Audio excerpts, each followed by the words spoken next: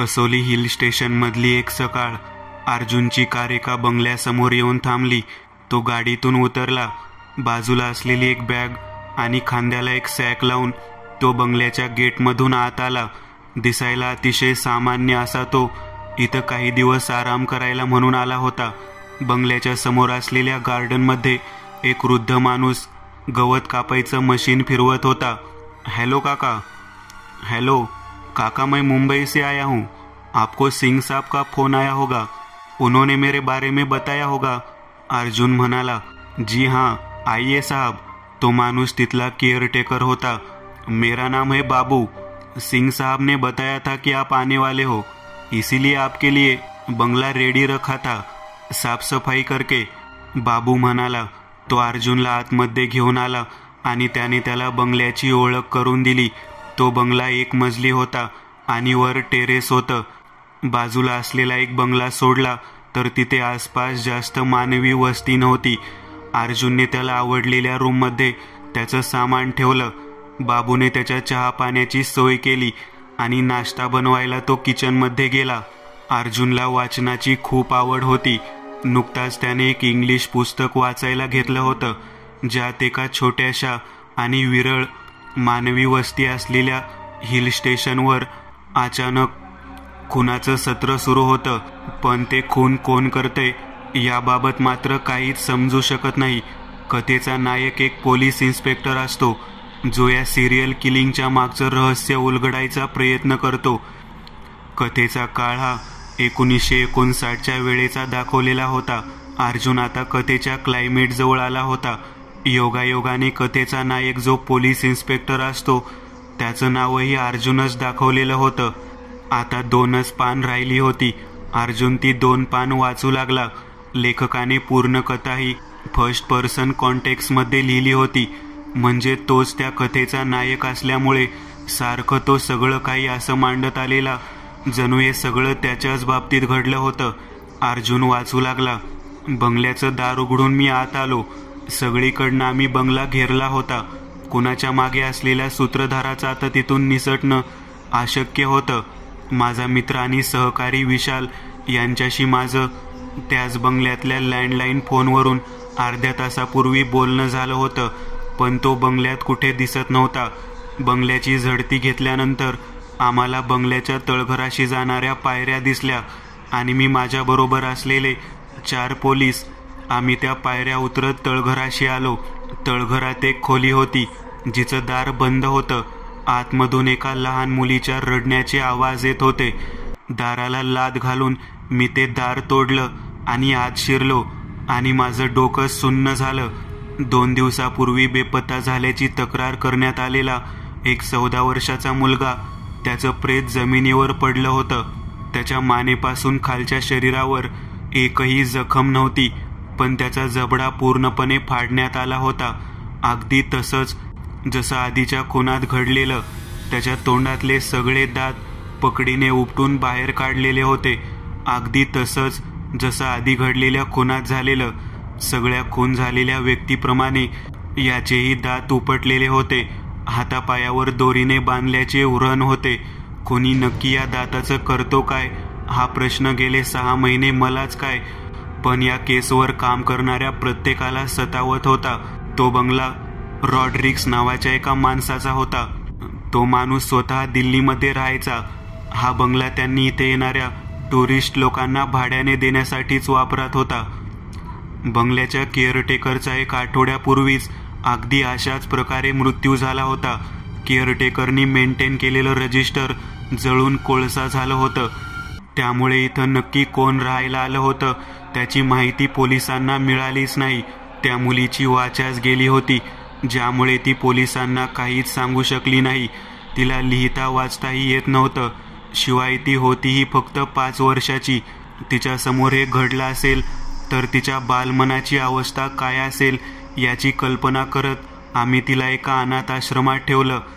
ती कोण होती, तिचे आईवडील कोण होते हे काहीच कळलं नाही. माझ्या 35 वर्षाच्या करिअरमध्ये ही अशी एकमेव केस राहिली जिथे रहस्य मी उलगडू शकलो नाही. पण सुदैवाने त्या मुलाचा खून झाला आणि त्यानंतर तिथलं खुनाचं सत्र कायमचंच बंद झालं. कथा संपली होती. अर्जुनचा हिरमोड झाला होता, कारण इतकं सगळं होऊनही रहस्य उलगडलं गेलंच नाही. बाबू नाश्ता घेऊन आला. अर्जुन नाश्ता करून बंगल्याच्या टेरेसवर आला. आज तो पूर्ण सुट्टी रिलॅक्स करणार होता. त्याने गेले 12 तास सिगरेट ओढली नव्हती, त्यामुळे आता त्याने टेरेसवर येत सिगरेट पेटवली. त्याची नजर बाजूच्या बंगल्याच्या टेरेसवर गेली. एक वृद्ध स्त्री टेरेसवर असलेल्या त्या झोपाळ्यावर बसलेली. ती बहुतेक पेपर वाचत होती. अर्जुनची नजर तिच्यावर होती आणि बहुतेक तिला हे जाणवलं असावं. तिने पेपरवरून नजर काढून अर्जुनकडे बघितलं आणि एक स्मित हास्य केले. ती दिसायला जरा विचित्र होती. अंगावर ख्रिश्चन बायका घालतात तसा एक फ्रॉक, पांढरे शुभ्र केस ज्याचा बॉयकट केलेला, गळ्यात एक सोन्याची चेन, गोरीपान आणि डोळ्याला चष्मा, चेहरा सुरकुतलेला, वय 75 असावं. आणि तितक्या टेरेसवरती एक सुंदर अशी तरुणी आली. एखाद्या हॉलिवूड चित्रपटातल्या हिरोईन इतकी सुंदर असणारी ती तरुणी बघून अर्जुन सिगरेटचे झुरके घ्यायचेही विसरला. तो क्षणभर गुंग होऊन तिला बघतच राहिला. त्या म्हातारीजवळ बसत ती काहीतरी बोलत होती. मी अर्जुन फक्त तिचं सौंदर्य न्याहाळत होता. काळेभोर केस, गोरा नितळ रंग, काळे पाणीदार डोळे, सरळ टोकदार नाक, शार्प अशी जॉ लाईन, फिगर इतकं मादक जणू एखादी सुपर मॉडेल असावी. लाल ओठ असे की बघताच पुरुष तिला वश होईल. अंगावर एक क्रीम सिल्कचा शर्ट आणि एक ब्लॅक ट्राउझर. त्या म्हाताऱ्याशी बोलता बोलता तिची नजर अर्जुनकडे गेली. अर्जुनने स्मित हास्य केलं आणि तिने त्याला बघून इग्नोर केलं. पण अर्जुनला या सगळ्याची सवय होती, त्यामुळे त्याला ती आउट ऑफ लीगच होती. तो तिथून खाली आला आणि सरळ रूममध्ये जाऊन झोपला. संध्याकाळ झाली होती. त्याला जाग आली. तिथला लँडलाईन फोन वाजत होता. अर्जुनने अर्धवट झोपेतच फोन उचलला. हॅलो बॉस, कसा आहेस? मी ठीक आहे. काही प्रोग्रेस आहे का कामाशी निगडीत? नाही रे अजून तरी, पण 2 फ्लॅट बघितलेत मी. सौदा झाला की डील क्रॅक करीन, मग तुला सांगीनच, अर्जुन म्हणाला. ओके. सिंगने फोन ठेवला. अर्जुननेही फोन ठेवला आणि तो आता बेडरूममधून खाली निघाला. बाबूचा मोबाईल वाजत होता. बाबूने फोन उचलला आणि तो काहीतरी ऐकून शॉक झाला होता. फोन ठेवत तो घाबरा घुबरा होत बाहेर आला. साहब, गजब हो गया. मेरे भतीजे की लाश मिली है जंगल की तरफ. बेचारा 21-22 साल का नौजवान था. अभी अभी शादी होने वाली थी. बाबूने सगळं सांगून मोठमोठ्याने रडू लागला. त्याला जबरदस्त धक्का बसला होता. अर्जुनने त्याला शक्य तितकं सांत्वन देत शांत करायचा प्रयत्न केला, पण तरुण पुतण्याचा मृत्यू हे खूप मोठं दुःख होतं. अर्जुनने त्याला काही पैसे दिले. बाबू तिथून सरळ घरी गेला. आता अर्जुन त्या घरात एकटाच होता. जेवण वगैरे बाबू बनवून गेला होता, त्यामुळे जेवणाच्या सोयीचा काही प्रॉब्लेम नव्हता. अर्जुन वरती आला आणि त्याने बॅगेतून स्वतःच्या आवडीची ब्लॅक लेबलची बाटली काढली. तो टेरेसवरती आला. थंड मोकळ्या हवेत एका टेबलवर बाटली ठेवली आणि बाजूला असलेल्या एका आराम खुर्चीत बसून तो एक एक पॅक घेऊ लागला. त्याची नजर सतत बाजूच्या बंगल्याच्या टेरेसकडे जात होती, पण तिथे कोणीच नव्हतं. त्या सुंदर तरुणीवर तो पूर्णपणे भाळला होता आणि ती त्याला आता कुठेच दिसत नव्हती. समोरच आजचा पेपर ठेवला होता. त्याने तो पेपर उघडला. आतल्या पानात तिथल्या लोकल बातम्या होत्या. हेडलाईन वाचत वाचत तो एका बातमीवर येऊन थांबला. 21 वर्षाच्या तरुणाची हत्या, अज्ञात खुन्यावर गुन्हा दाखल. त्याने ती बातमी पूर्ण वाचली. इथल्या जंगल परिसरात 2 दिवसापूर्वी एका 21 वर्ष तरुणाचं प्रेत सापडलं होतं. आता त्यांनी कालचा पेपर शोधायला सुरुवात केली. त्यासाठी तो खाली आला. कोपऱ्यात रद्दीचा गठ्ठा दिसत होता, म्हणजे त्याला गेल्या महिन्याभरापर्यंतचे पेपर सापडले. तो आता प्रत्येक पेपर उघडून त्यातल्या बातम्यांचा शोध घेऊ लागला. गेल्या महिन्याभरात त्या पूर्ण परिसरामध्ये जवळजवळ 7 खून झाले होते. खून झालेले सगळे तरुण हे 12 ते 25 या वयोगटातले होते. हे तर अगदी त्या कथेतल्या घटनेसारखंच आहे. त्यात सुद्धा हेच होतं आणि सगळ्या हत्या या 6 महिन्याच्या कालखंडात घडलेल्या. त्या कथेमध्ये आणि इथे घडलेल्या हत्यांमध्ये भरपूर समानता दिसत होती. त्यात एका हिल स्टेशनवर हे सगळं घडत होतं आणि कसोली देखील एक स्टेशनच होतं जिथे मानवी वस्ती विरळ प्रमाणात होती. कसोली म्हणजेच ते हिल स्टेशन असं तर नाही. अर्जुनच्या मनात संशय येऊ लागला. त्या कथेमध्ये सुद्धा बहुतांश प्रेत ही जंगलाच्या परिसरातच सापडलेली असायची. द हंट असं त्या पुस्तकाचं नाव होतं. फार जास्त ते पुस्तक प्रसिद्ध नसल्याने इंटरनेटवर त्याबाबत काही नव्हतं. अर्जुनच्या मनात एखाद्या गोष्टीचं कुतूहल जागृत झालं की त्या गोष्टीचा शेवटपर्यंत पाठपुरावा करायचा ही त्याची सवय होती. म्हणता म्हणता आता 11:30 वाजले होते.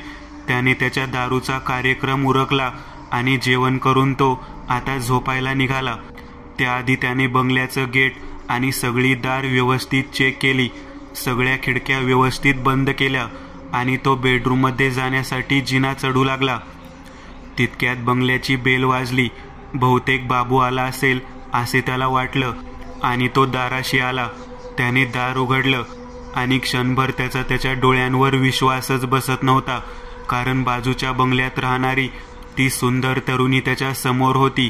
एक्सक्यूज मी, पण सॉरी तुम्हाला या वेळेला डिस्टर्ब करते आहे. मला एक अर्जंट कॉल करायचा आहे. आमचा फोन डेड येतोय, ती म्हणाली. अर्जुन तिला नकार देऊ शकला नाही. हो या ना, अर्जुन म्हणाला. ती आत आली आणि मदमस्त मादकपणे चालत फोन जवळ आली. तिने एक नंबर डायल केला. हॅलो प्रिया, सॉरी बट मला नाही येता येणार. तुम्ही मीटिंग करून घ्या. रीटाची तब्येत खराब आहे. यू नो की आता ती वयस्कर आहे, त्यामुळे मला थांबावं लागणार आहे, ती बोलत होती.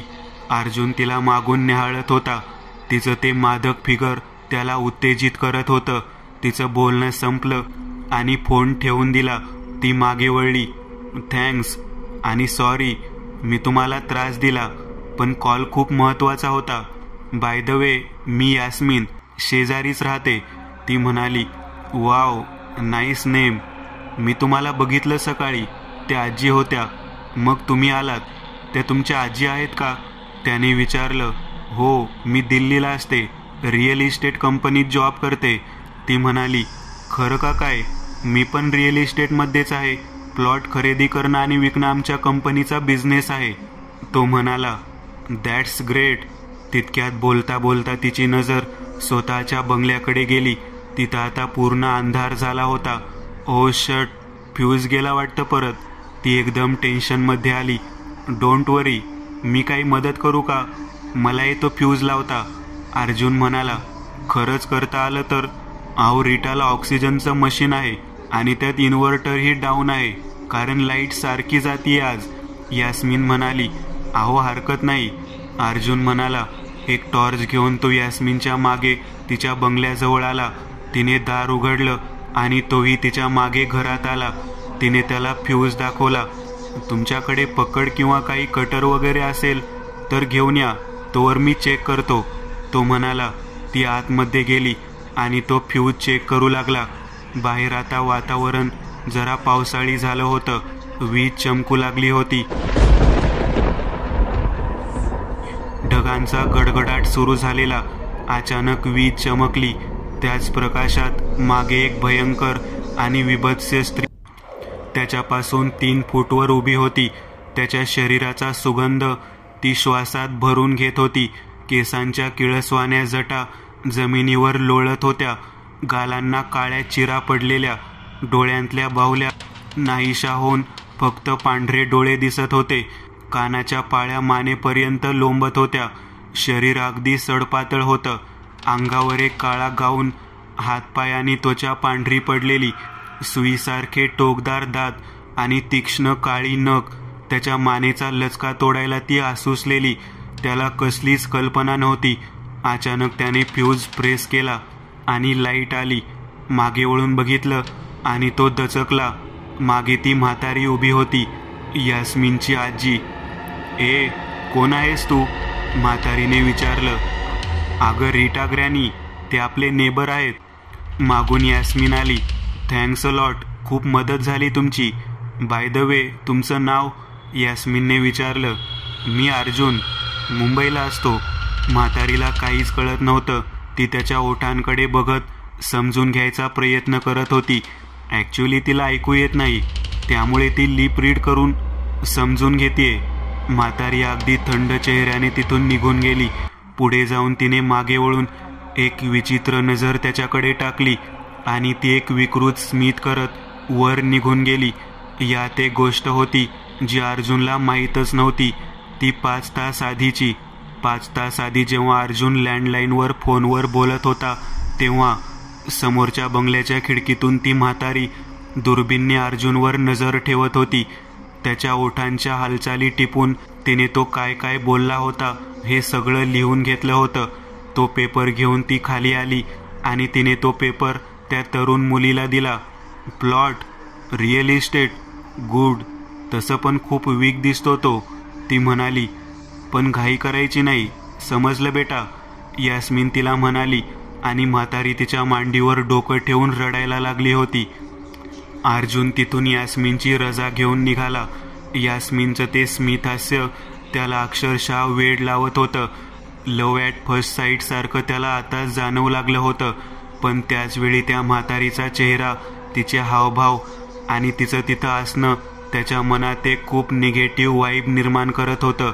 तो तिथून स्वतःच्या बंगल्यात आला. बेडवर आडवा पडत कल्पना विलासात तो रमून झोपी गेला.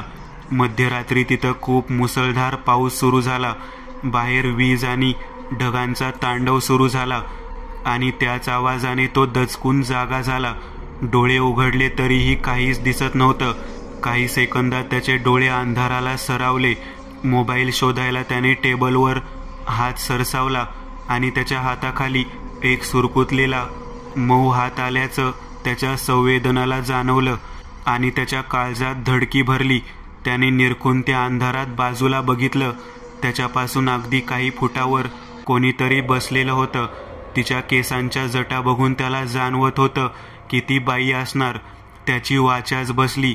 तोंडातून शब्द फुटत नव्हते. ओरडायचं होतं पण आवाज घशातच कोंडून गेला होता. अचानक लाईट सुरू झाली आणि यास्मिनच्या आजीचा तो चेहरा त्याच्या चेहऱ्यावर येऊन चिकटावा तशी त्याच्या एकदम जवळ आली आणि अर्जुन बेडवरून खाली पडून झोपेतून जागा झाला. शट, कसलं बेकार स्वप्न होतं. त्याने आसपास बघितलं. बाहेर पक्ष्याच्या आवाजाने त्याला समजलं होतं की सकाळ झाली आहे. तो उठून बसला. आवरायला म्हणून तो खाली आला आणि दार वाजलं. बाबू असेल बहुतेक असं त्याला वाटलं. त्याने दार उघडलं आणि समोर यास्मिन उभी होती. आज ती अप्रतिमरित्या सुंदर दिसत होती. तो तिला बघतच राहिला. अंगावर निळी सिल्कची साडी, स्लीवलेस ब्लाऊज, गळ्यात एक मोत्याची माळ, केस मोकळे सोडलेलं. तिच्या गोऱ्या नितळ शरीराचा एकूण एक भाग तो नजरेत कैद करू लागला. गुड मॉर्निंग, एक गोड हास्य करत ती म्हणाली. तिच्या हातात एक बाऊल होता. त्यात बहुतेक तिने काहीतरी ब्रेकफास्ट आणला होता. आज मी स्पेगेटी बनवलेली, म्हटलं तुम्हाला द्यावी. तिने बाऊल त्याच्या हातात दिला. आज काही स्पेशल आहे का, त्याने विचारलं. हो, माझा बर्थडे आहे. वा, हॅपी बर्थडे. या ना, आत तर या. त्याने तिला आत घेतलं. ॲक्च्युली मी बराच वेळ वाट बघत होते तुम्ही कधी उठता याची. फायनली खिडकीतून तुम्हाला बघितलं आणि मी आले. बाय द वे, तुम्ही मॅरिड आहात, तिने विचारलं. नाही हो, अजून कोणी भेटलंच नाही, तो म्हणाला. सेम, माझंही तेच झालं. कधीच कोणी भेटलं नाही. जे भेटलं त्यातलं कोणी आवडलं नाही. कमॉन, हे मी म्हटलो तर मान्य करतील लोक, पण तुम्ही म्हणल्यावर कोणी मान्य करणार नाही. बघता क्षणी प्रेमात पडेल तुमच्या कोणीही, तो म्हणाला. त्याचंही बोलणं ऐकून ती लाजेने गुलाबी झाली. त्याच्या डोळ्यात डोळे घालत ती काही क्षण नुसती त्याला बघत राहिली आणि तितक्यात त्याचा फोन वाजला. त्यांच्यात आता तिथं काहीतरी होणारच होतं, पण तितक्यात फोन आला. त्याने फोनवर बोलायला सुरुवात केली. अरे हो रे बाबा, प्लॉट्स बघितलेत मी, पण थोडा वेळ लागेल. मी अजून काही दिवस इथंच थांबतोय. तू टेन्शन नको घेऊ. मी करतो डील फायनल आणि मगच येईन तिकडं. पण माझं कमिशन तयार ठेव. आता पैशाची गरज कधीही लागू शकते. तिच्याकडे बघत अर्जुन म्हणाला. ती त्याला वरपासून खालपर्यंत बघत होती. तिच्या डोळ्यात एक वेगळी चमक दिसत होती. अर्जुनने फोन ठेवला अर्जुन ते दोघेही आता डायनिंग टेबल जवळ बसून गप्पा मारू लागले. इकडचं तिकडचं बोलता बोलता आता दोघात जवळीक निर्माण होऊ लागली. आता फक्त प्रपोज करायची औपचारिकता बाकी राहिलेली. ती खूप खुशीत तिथून पुन्हा स्वतःच्या घरात आली. म्हातारी खुर्चीवर बसलेली. किती वेळ लावणार आहेस अजून? काल चांगला चान्स होता. म्हातारी म्हणाली, रीटा, मी जे करते ते सगळं ठरवून करते. तुला माहीत आहे ना आपल्यासाठी या स्पेसिफिक माणसाचं काय महत्त्व आहे. यास्मिन तिला समजावू लागली. म्हातारी लहान मुलीसारखी रुसून वर गेली. इकडे अर्जुन आवरून जरा निवांत बसला होता. यास्मिनला आज रात्रीच मनातलं सगळं सांगून टाकतो या विचारात तो होता. आजचा पेपर वाचू लागला. त्यात बाबूच्या पुतण्याच्या खुनाची बातमी आली होती. काही वेळातच बाबू आला. तो खूप सदम्यात होता. बाबू, क्या हुआ? कुछ पता चला? नहीं साहब, क्या पता चलेगा? उसे पिशाचनी खा गई, उसके दात निकाल ले गई. काय? अगदी हे असंच त्या कथेतही घडलं होतं. त्याने काल वाचलेल्या जुन्या पेपर्समध्ये दात गायब झाल्याची डिटेल्स नव्हते. त्याचं कुतूहल आता त्याला शांत बसू देत नव्हतं. बाबू किचनमध्ये निघून गेला आणि अर्जुन आता तिथून मार्केटमध्ये आला. पोलीस चौकीच्या शेजारी एक गिफ्ट शॉप होतं. आज तिचा बर्थडे आहे. तिला एक गिफ्ट देऊन प्रपोज करावं हे त्याच्या मनात आलं होतं. एका अँटिक वस्तूचे ते गिफ्ट शॉप होतं. तिला अँटिक वस्तू आवडतात हे त्याला तिच्या घरात काल दिसलेल्या अँटिक वस्तूकडे बघून समजलं होतं. तिथून तो बाहेर आला. एक जण पोलीस चौकीच्या बाहेर उभा होता. आतमध्ये कसला तरी हालकल्लोळ माजला होता. हिंदीमध्ये ते लोक पोलिसांना जाब विचारत होते. जवळजवळ 15-20 लोक होते. तो माणूस बाहेर उभा राहून शांतपणे सिगरेट ओढत होता. बॉस, ये क्या हो रहा है? कुछ नहीं यार, कल फिर एक लड़के की मौत हुई जंगल के पास. तो ये लोग पुलिस से पूछ रहे हैं कि आखिर पुलिस क्या कर रही है. पिछले 3 महीने से यही सब चल रहा है. 14 से 25 साल के लड़के थे सब. त्याच्याशी बोलता बोलता अर्जुननी त्याचं चांगलं जमू लागलं. दोघेही तिथून चालत एका चहाच्या टपरीवर आले आणि मग चहा न घेताच समोरच्या एका बारमध्ये आले. तुम्हारा नाम क्या है? अर्जुन ने विचारलं. मैं संग्राम, यही के लोकल पेपर में क्राइम रिपोर्टर हूँ. इस केस पे बहुत रिसर्च किया है मैंने पिछले 2 महीने में, पर ये पुलिस कमबख्त निकम्मी है, कुछ कर ही नहीं रही. क्या रिसर्च किया? अर्जुन ने विचारलं. अर्जुनला आता कुतूहल होतं. यह सब कुछ कोई इंसान नहीं कर रहा भाई, ये उसका काम है. उसका? किसका? मिसाबा. तो रिपोर्टर आता 2 पॅग डाऊन होता. बॅगमध्ये हात घालून त्याने काही कागदपत्रांच्या झेरॉक्स बाहेर काढल्या. ये देखो, 1959 की फाइल्स की कॉपीज है. बहुत मुश्किल से ये रिकॉर्ड मिला है मुझे. ये देखो, तब 13 कत्ल हुए थे यहाँ इसी तरह, और उस वक्त एक पुलिस वाला था यहाँ जिसे एक केस दिया था. वो इसे सॉल्व करने की बहुत करीब था. हर बार ऐसे होता था कि मर्डर होने के बाद 1 दिन या 8 घंटे बाद पता चलता था. पर वो इतना शातिर था कि वो खूनी को बस पकड़ने ही वाला था, लेकिन वो कुछ देर पहले ही अपना आखिरी शिकार करके जा चुकी थी. पुलिस को जहाँ पे वो लाश मिली उसी घर से उसे एक छोटी बच्ची भी मिली थी. उस बच्ची को अनाथ आश्रम भेज दिया गया और फिर कहते हैं कि वो बच्ची एक रात लापता हो गई. वो बच्ची कौन थी, कहाँ से आई थी, कुछ पता नहीं चला. अगर वो बच्ची को ट्रैक कर पाते तो यकीनन ये पता चल जाता कि उसका मिसाबा से क्या लेना देना था. है कोण ये मिसाबा लेकिन? अर्जुनने विचारलं. हे सगळं ऐकताना त्यालाही लक्षात आलं होतं की त्याने काल वाचलेलं पुस्तक हे 1959 साली घडलेल्या घटनेवरच आधारित होतं आणि कथेचा नायक म्हणजे तोच पोलीस अधिकारी होता ज्याच्याकडे तेव्हा ती केस सोपवली होती. पण संग्रामचं पूर्ण बोलणं ऐकून घ्यायचं होतं त्याला आणि मग तो बोलणार होता. अरे उसकी भी एक कहानी है, ये शुरू कहाँ से हुआ सब? अर्जुन ने विचारलं.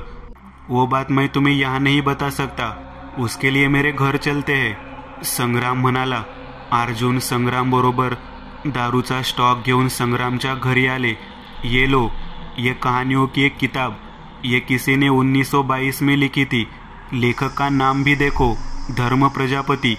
इस किताब को तब बच्चे, बूढ़े सभी मजे से पढ़ा करते थे। जैसे अमर चरित्र कथा थी वैसे ही एक किताब थी। बाद में 1932 में एक किताब बैन हो गई, पता नहीं क्यों। इसमें एक दिलचस्प कहानी है जो उस जमाने के कालखंड में ही स्थित थी। एक 24 साल का जवान डॉक्टर पहले विश्व युद्ध में 1915 से 16 के आसपास ब्रह्मदेश जाता है ब्रिटिश सेना की एक टुकड़ी के साथ। वहाँ एक गांव में एक बूढ़ा ज्योतिषी उसे ये कहता है कि तेरी माथे की लकीरें ये साफ कह रही है कि तू जिस स्त्री से विवाह करेगा उसे छूने से पहले ही तेरी मृत्यु हो जाएगी, तो स्त्रियों से दूर रहना। अब ये तो होने से रहा, जवान लड़का बिना स्त्री के कैसे रहता। लड़का परेशान हो गया। उसने उस बूढ़े आदमी से इसके ऊपर कोई उपाय देने को कहा। बूढ़ा आदमी कोई मामूली इंसान नहीं था, बहुत सारे काले जादू और आगोर विद्या का जानकार था। उसने उसे पिशाचिनी साधना के बारे में बताया कि लगातार 7 दिनों से कठोर तपस्या करके सारे नियमों का पालन करके पिशाचिनी को प्रसन्न करना होगा, और जब पिशाचिनी प्रसन्न होकर उसके सामने अवतरित हो जाएगी तो उसे वरदान मांगने को कहेगी। उस वक्त अगर वो उसे ही अपनी पत्नी बनने को कहेगा तो वो राजी भी होगी और उसकी मृत्यु भी टल जाएगी, क्योंकि पिशाचिनी को नष्ट करना आसान नहीं। वो डॉक्टर मान गया। उसने 7 दिन जंगल में जाकर एक कठोर तपस्या की। 2 महीने बाद वो कसोलगढ़ नामक अपने शहर वापस आया। तब उसके साथ एक सुंदर अप्सरा की तरह दिखने वाली उसकी पत्नी भी थी। 50 साल तक वो दोनों खुशी खुशी रह रहे थे। इस बीच पर वो डॉक्टर बूढ़ा हो गया था और उसकी बीवी अब भी वैसी ही थी, खूबसूरत और जवान। उस डॉक्टर की एक रात अचानक मौत हो गई, और सबसे विचित्र बात ये हुई कि उसी रात उसकी बीवी ने एक लड़की को जन्म दिया। विचित्र इसलिए क्योंकि एक बच्चे को जन्म देने के लिए बच्चा कम से कम 9 महीने उसकी कोख में रहता है। ये कुदरत का नियम है। पर एक रात में उसे बच्चा पैदा हो गया, जबकि उस रात तक उसकी कोख में कोई बच्चा होने का किसी को आभास तक नहीं था। डॉक्टर तो मर गया और उसके दूसरे दिन वो अपने बच्चे के साथ कहीं गायब हो गई। वो कहाँ गई किसी को कुछ पता नहीं चला। उसी का नाम था मिसाबा। ब्रह्मदेश में उसके साथ काम करने वाले एक दोस्त को उसकी मृत्यु का पता चला तो वो यहाँ आया। उसके दोस्त ने घर वालों को उसकी बीवी के बारे में ऐसी बातें बताई जो सुनकर सबको गहरा धक्का पहुंचा। वो कोई मामूली औरत नहीं थी, एक नर पिशाचिनी थी जिसे डॉक्टर ने उस वक्त हासिल किया था जब वो ब्रह्मदेश में था। मिसाबा नाम की वो पिशाचिनी उसकी पत्नी बनकर उसके साथ रहती रही। उसे जिंदा, जवान और खूबसूरत रहने के लिए कम से कम 13 जवान लड़कों के खून की और उनके दांतों की हर 63 साल बाद जरूरत पड़ती है। अगर वो उसे ना मिले तो बूढ़ी होने लगती है। ऐसा इस कहानी में लिखा था। कहानी यही खत्म हो जाती है। बाप रे, ये तो बहुत खतरनाक है भाई, अर्जुन म्हणाला। हाँ यार, पर आप पता नहीं और कितने लोग मरेंगे। संग्रामशी बोलता बोलता त्याला वेळेचे भान राहिलं नव्हतं. तो आता तिथून निघाला. उद्या ते परत भेटणार होते आणि अर्जुनला आता यास्मिनला बघायची इच्छा होती. तो घाईघाईत घरी पोहोचला.